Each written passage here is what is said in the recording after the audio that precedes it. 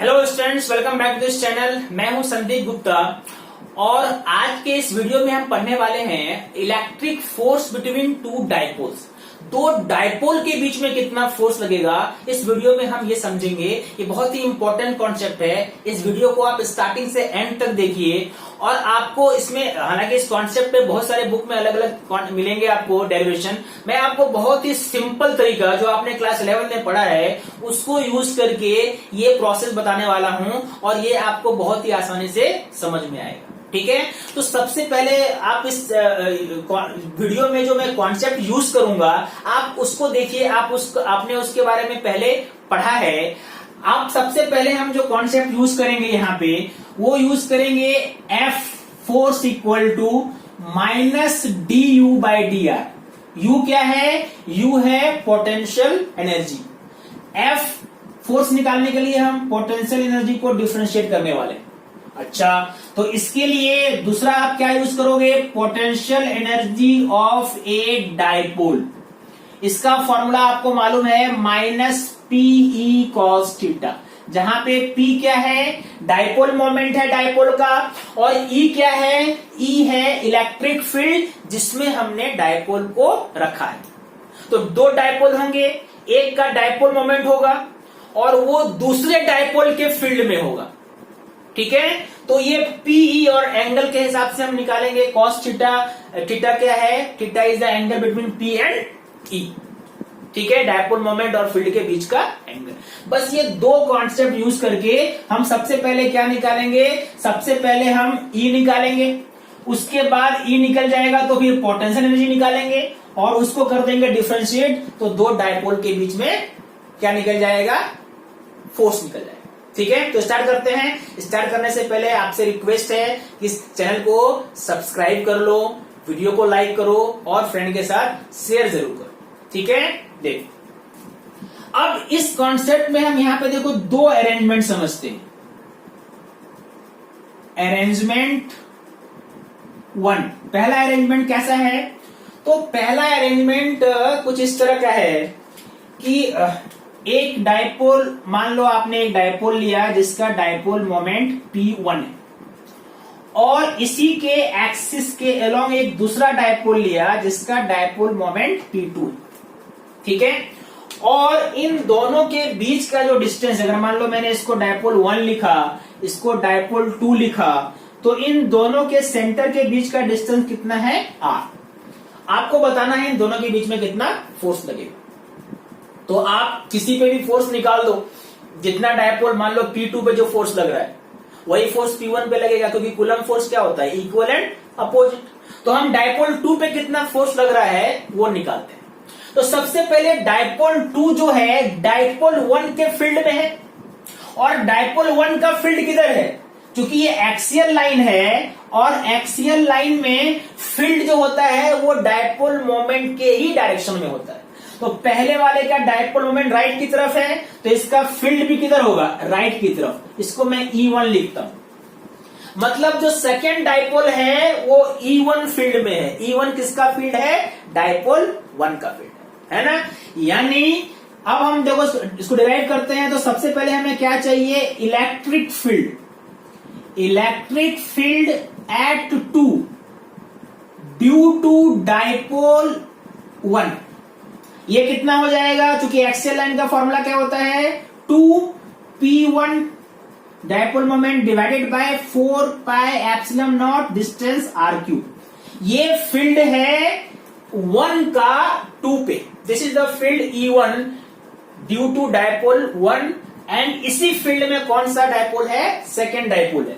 मतलब ये मैंने जो वैल्यू बताया ये E1 का निकाला। ठीक है, E निकल जाने के बाद हमें पोटेंशियल एनर्जी निकालना होता है, तो पोटेंशियल एनर्जी निकाल लो। पोटेंशियल एनर्जी कितना हो जाएगा? तो पोटेंशियल एनर्जी ऑफ डाइपोल 2 जिसपे आपको फोर्स निकालना है उसका फॉर्मूला क्या होता है पोटेंशियल एनर्जी का? PE cos theta. P इसका कितना है? ये है P2, और यहां पे क्या लिखेंगे? E1 और एंगल कितना है? cos 0। ठीक है, दैट मीन्स ये ओनली आएगा माइनस P2 E1। यानी पोटेंशियल एनर्जी कितना निकला, तो U equal to minus P2 into 2P1 by 4 pi epsilon nought R cube, sorry R cube, यानी ये हो गया minus 2P1 P2 divided by 4 pi epsilon nought R3। ये निकल गया पोटेंशियल एनर्जी। और अब आपको मालूम है कि पोटेंशियल एनर्जी को डिफरेंशिएट कर देंगे तो F मिल जाएगा। ठीक है, चलो करते हैं डिफरेंशिएट। अब हम निकालेंगे हमारा फोर्स। F का फॉर्मूला क्या होता है, माइनस du बाय dr। ठीक है, तो माइनस du में क्या क्या कांस्टेंट है, यहां पर देखो एक माइनस यहां पे है और आपका यहां पे भी ये माइनस आया है। ठीक है, तो ये माइनस माइनस क्या हो गया, प्लस हो गया, यानी कांस्टेंट क्या हो गया 2P1 P2 by 4 pi epsilon nought. और वेरिएबल बस कौन सा है, ये है 1 by R3 by dr। This is the differentiation that we have to do. 1 by R3 का मतलब क्या होता है, R टू द पावर -3, यानी इसको मैं ऐसे लिख दूं अगर एक बार R टू द पावर -3, तो डिफरेंशिएशन क्या होता है -3 इंटू R -3। देखो यहां पे क्या है, ये माइनस n पे पावर क्या है -1 है, तो -3 -1 क्या हो जाएगा -4, यानी डिफरेंशिएशन कितना आने वाला है, ये आने वाला है, एक तो -3 बाहर आ गया, तो -3 into 2P1 P2 by 4 pi epsilon nought, और इंटू यहाँ पे क्या आएगा, यहाँ पे हो जाएगा -3 -1, मतलब ये एक्चुअल में ये F का वैल्यू कितना आया, तो ये F का वैल्यू ये -4 -3 6 हो गया। That means this is -6 P1 into P2 divided by 4 pi epsilon not R4। This is the force between two dipoles in this case। ये दोनों डायपोल के बीच में चाहे P1 P2 पे उतना ही फोर्स लगेगा, P1 पे भी उतना ही फोर्स लगेगा। कितना फोर्स लगेगा, 6 P1 P2 by 4 pi epsilon not R4। अगर आप ध्यान से देखो तो यहाँ पे दो चीजें हैं जो आपको याद रखनी है, और ये आपको एमसीक्यू में पूछा भी जाता है। वो कौन सी दो चीजें हैं, तो सबसे पहले तो है कि फोर्स किसके प्रोपोर्शनल है, what is the relation between F and R। That means F is proportional to 1 by R4। दो डायपोल के बीच का जो फोर्स है उन दोनों के डिस्टेंस के फोर्थ पावर के इनवर्सली प्रोपोर्शनल है। और दूसरा देखो यहाँ पे नेगेटिव साइन है। नेगेटिव साइन का क्या मतलब है, तो negative sign indicates that force is attractive in nature. मतलब ये दोनों डायपोल एक दूसरे को अट्रैक्ट कर रहे हैं, है ना, नेगेटिव फोर्स का वही मतलब होता है। ठीक है, ये अरेंजमेंट 1 था। अब इसी को मैं देखो दूसरे अरेंजमेंट में अगर निकालना हो, अगर मान लो डायपोल का एलिनेशन अभी क्या था, ये एक्सियल लाइन पे था, दूसरा डायपोल पहले डायपोल के एक्सियल लाइन पे था। लेकिन अगर मान लो दूसरा डायपोल पहले डायपोल के इक्वेटोरियल लाइन में हो, जैसे देखो मैं यहां पे ड्रॉ करता हूं। अब हम बात करेंगे सेकेंड अरेंजमेंट का। सेकेंड अरेंजमेंट में दोनों डायपोल के बीच फोर्स हम फाइंड करेंगे। ठीक है, देखो मान लो कि एक डायपोल ये है, इसका डायपोल मोमेंट मान लीजिए P1 है, और एक डायपोल ये है, इसका डायपोल मोमेंट मान लो ये P2 है, ऐसा। और इन दोनों के बीच का डिस्टेंस मालूम है आपको R। ये डायपोल 1 इसको लेते हैं, this is dipole 1, this is dipole 2। अब फिर से आपको मालूम है कि सबसे पहले 2 पे हम फोर्स निकाल रहे हैं, तो 2 किस फील्ड में है, तो 1 का डायपोल 1 का जो फील्ड होगा यहां पे, अगर आप ध्यान से देखो तो डायपोल 1 के ये इक्वेटोरियल लाइन पे है, ठीक है, परपेंडिकुलर बाइसेक्टर पे। तो इस वाले कंडीशन में इसका जो हम निकालेंगे फील्ड यहां पे, है ना, जिसको हम बोलेंगे E1, वो कैसे फाइंड करेंगे? वो फाइंड करेंगे by equatorial line formula. That means यहां पे हम लिखेंगे electric field at 2 due to dipole 1। ये कितना हो जाएगा बताओ? डाइपोल के, इलेक्ट्रिक डाइपोल के इक्वल एक्सिस में कितना होता है फॉर्मूला इलेक्ट्रिक फील्ड का? तो होता है P, डाइपोल मोमेंट मतलब P1 by 4 pi epsilon nought R3। ठीक है, ये होता है मैग्नीट्यूड।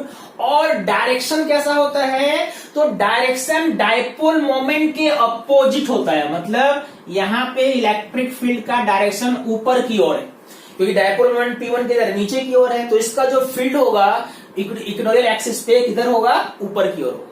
ठीक है, तो सबसे पहले आपने E1 फाइंड किया। दूसरा step, potential energy of second dipole, मतलब पोटेंशियल एनर्जी ऑफ डाइपोल 2 कितना हो जाता है? इसका फॉर्मूला क्या होता है? Minus PE cos theta. P कितना है? P2 लेंगे, और फील्ड E1 और एंगल इस बार देखो 180 डिग्री है। ठीक है, 180 डिग्री, यानी माइनस माइनस से क्या हो जाएगा? प्लस हो जाएगा। तो ये क्या हो गया? P2E1 minus P2E1, minus minus क्या हो गया? ये प्लस हो गया, मतलब पोटेंशियल एनर्जी कितना हो गया? P2E1। यानी यहां पे जब आप निकालेंगे तो ये कितना हो जाएगा? देखो वैल्यू पुट करके देखते हैं। पोटेंशियल एनर्जी का फॉर्मूला क्या हो गया? P2, that means P2 into P1 by 4 pi epsilon nought R3।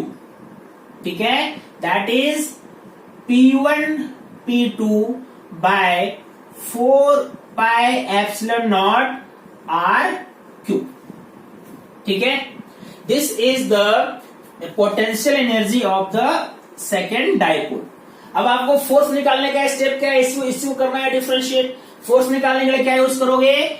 F equal to minus DU/dr, यानी इसको डिफरेंशिएट करेंगे। तो अब देखो हम फोर्स निकालते हैं, यानी force acting on second dipole is minus DU/dr, minus ये सब क्या क्या यहाँ पे कांस्टेंट है, तो P1/P2 4 pi epsilon not constant है। ये बेसिकली डिफरेंशिएशन है 1/r³/dr। फिर से 1/r³ को एक्चुअल में हम क्या लिख सकते हैं? r⁻³ -3 या मल्टीप्लाई होगा, माइनस माइनस क्या हो जाएगा? प्लस, यानी कितना आने वाला है? 3P1P2 divided by 4 pi epsilon not R4। This is the formula of force acting on second dipole in this arrangement. और ये इतना ही फोर्स P1 पे भी लगेगा। कूलम फोर्स में हम क्या जानते हैं? Forces are equal and opposite. तो जितना फोर्स इस पे लग रहा है सेकेंड डाइपोल पे, उतना ही फोर्स फर्स्ट डाइपोल पे भी लगेगा। ठीक है, तो F का फॉर्मूला कितना आया? 3P1P2 bye 4 pi epsilon not R4। पहले वाले में वो 6P1P2 था, यहाँ पे क्या आया? 3P1P2। करेक्ट है। यहाँ पे एक चीज और ध्यान देने, दो चीज ध्यान देने वाली बात है। इस वाले कंडीशन में भी फोर्स जो है वो R4 के इनवर्सली प्रोपोर्शनल है। और दूसरा यहाँ पे पॉजिटिव साइन है फोर्स में। तो ये पॉजिटिव साइन क्या बताता है? कि forces are repulsive in nature, मतलब इस कंडीशन में दोनों डाइपोल एक दूसरे को रिपेल करेंगे। पहले वाले में क्या कर रहे थे? अट्रैक्ट। इस वाले में क्या करेंगे? रिपेल।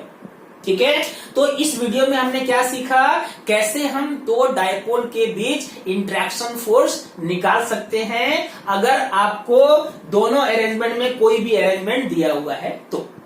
ठीक है, तो इसको प्रैक्टिस कीजिए। कोई भी डाउट हो कमेंट बॉक्स में आके पूछिए। ओके।